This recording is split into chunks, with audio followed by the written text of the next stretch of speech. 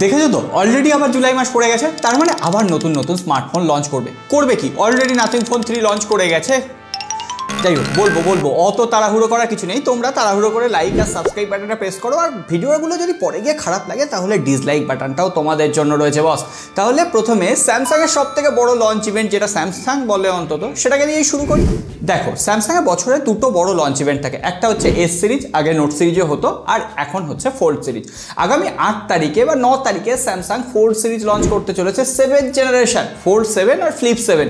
Already বিভিন্ন specification সামনে চলে এসছে। ফোল্ড 7 যদি কথা বলি তাহলে এখানে 8.2 ইঞ্চির একটা 120 হার্টজের ইনার ডিসপ্লে থাকছে। যদি ফোল্ড করা হয় সেই ডিসপ্লেটার সাইজ হবে 6.5 ইঞ্চি। পাশাপাশি বলা হচ্ছে স্যামসাং এতদিন যে সমস্ত ফোল্ডিং ফোন লঞ্চ করেছে সব থেকে স্মলার বেজেল এবং চিন থাকবে, কোয়ালকম স্ন্যাপড্রাগন 8 এলিট চিপসেট থাকবে। তবে আবার বেশ কিছু লিক বলছে সেখানে এক্সিনোসের প্রসেসর থাকবে, কিন্তু এক্সিনোস হলে আর কি বলবো ভাই।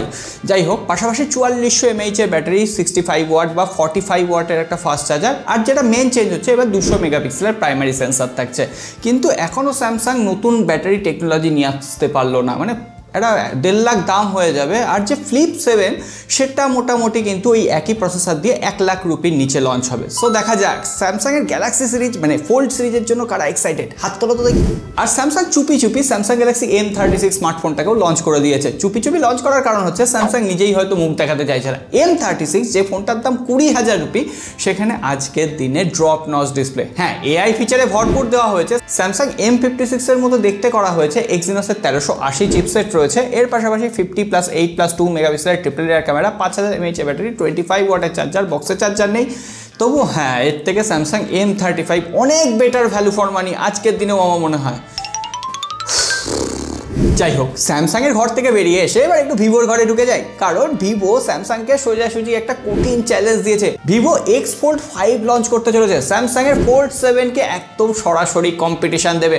আর এই ফোনটা এই মাসেই লঞ্চ করবে। অ্যাকচুয়ালি আমি লঞ্চ ইভেন্টে যাব, এই ফোনগুলোর কি আকর্ষণীয় দিক থাকছে লঞ্চ ইভেন্ট থেকেই আমি কিন্তু কভার করার, এক্সক্লুসিভ কভার করার চেষ্টা করবো। তাই জন্য বলি ভাই, সাবস্ক্রাইব বাটনটা প্রেস করে রাখো। বাংলা ভাষায় এই ধরনের এক্সক্লুসিভ কন্টেন্ট কে দেবে বলো তো। আর তার সঙ্গে সঙ্গে এখানে 8.3 ইঞ্চির একটা 2K অ্যামোলেড ডিসপ্লে থাকছে। অবভিয়াসলি ইনার ডিসপ্লেটা, বাইরের ডিসপ্লেটা 6.53 ইঞ্চির হচ্ছে। কোয়ালকম স্ন্যাপড্রাগন 8 জেনারেশন 3 হচ্ছে, একদম কোয়ালকম স্ন্যাপড্রাগন 8 এলিটে যাচ্ছে না, দাম কিছুটা কম হবে। পাশাপাশি 50+50+50 মেগাপিক্সেলের ক্যামেরা, 20 মেগাপিক্সেলের সেলফি ক্যামেরা, 6000 mAh এর ব্যাটারি, আর 80 ওয়াটের ফাস্ট চার্জিং আর 40 ওয়াটের ওয়্যারলেস চার্জিং টেকনোলজি থাকবে। তবে ভিভো এই ফোনটার পাশাপাশি আর একটা দুর্ধর্ষ স্মার্টফোন লঞ্চ করতে চলেছে, fan edition, Vivo X200 fan edition. আর এই দুটো স্মার্টফোন কিন্তু একই সাথে লঞ্চ হবে।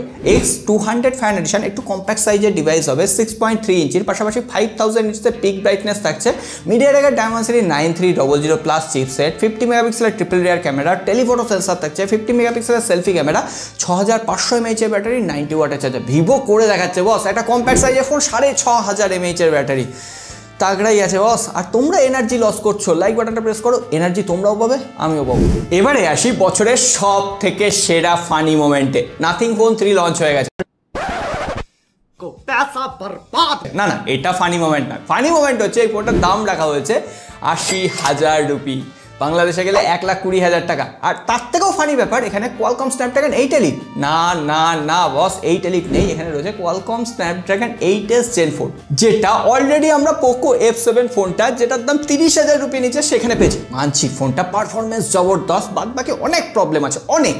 তো সেটা নিয়ে একটা ভিডিও করেছি তো বস, রিভিউগুলো। আর তোমরা রিভিউগুলো যদি না দেখো আর কি বলবো বস, একবার দেখে নিও, একদম সত্যিটা জানতে পারবে, এত ভিডিও তো দেখেছো। পাশাপাশি 6.67 ইঞ্চির 1.5K অ্যামোলেড ডিসপ্লে রয়েছে, 120 হার্টজের রিফ্রেশ রেট, আর ট্রিপল রিয়ার ক্যামেরা রয়েছে, 50 মেগাপিক্সেলের টেলিফোটো সেন্সর রয়েছে, 50 মেগাপিক্সেলের এখানে ফ্রন্ট ক্যামেরা রয়েছে, 5500 mAh ব্যাটারি, 65 ওয়াটের ফাস্ট চার্জিং, 15 ওয়াটের ওয়্যারলেস চার্জিং। আর এখানে ওই গ্লিপ লাইটের বদলে একটা সার্কেল করে ডিসপ্লে দেওয়া হয়েছে, ওই ফানি ডিসপ্লে হিসেবে কাজ করছে। ব্যাটারি চার্জিং ক্যাপাসিটি বিভিন্ন ধরনের কাস্টমাইজ করতে পারবে, কিন্তু কাস্টমাইজেশন লিমিটেড।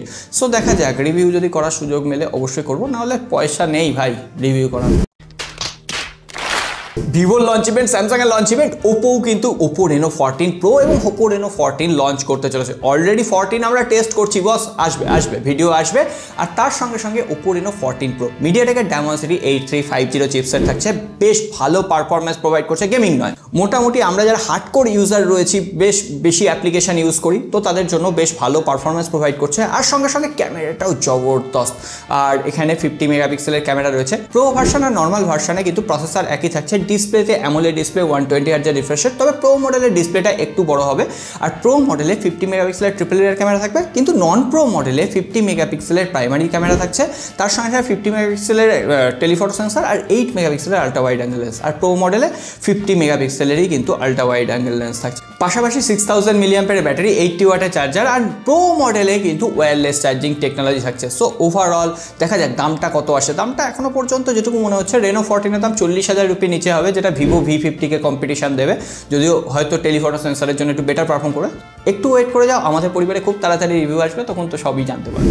এরপরে 8 তারিখ OnePlus-এর তরফ থেকে OnePlus Nord 5 এবং OnePlus Nord CE 5 নামে দুটো স্মার্টফোন লঞ্চ করতে চলেছে। দুটোরই ফার্স্ট লুক সামনে চলে এসেছে, দেখিয়ে দিলাম।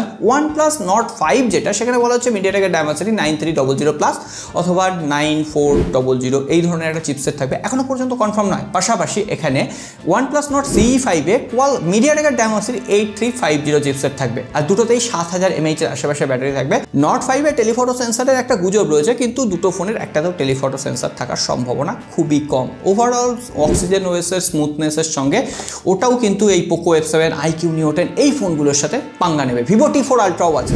সব শেষে যে দুটো ফোনের কথা না বললেই নয়, 20,000 রুপি নিচে মোটোরোলা G86, যেটা 15 থেকে 17,000 রুপির মধ্যে, আর G96 20 থেকে 21,000 রুপির মধ্যে।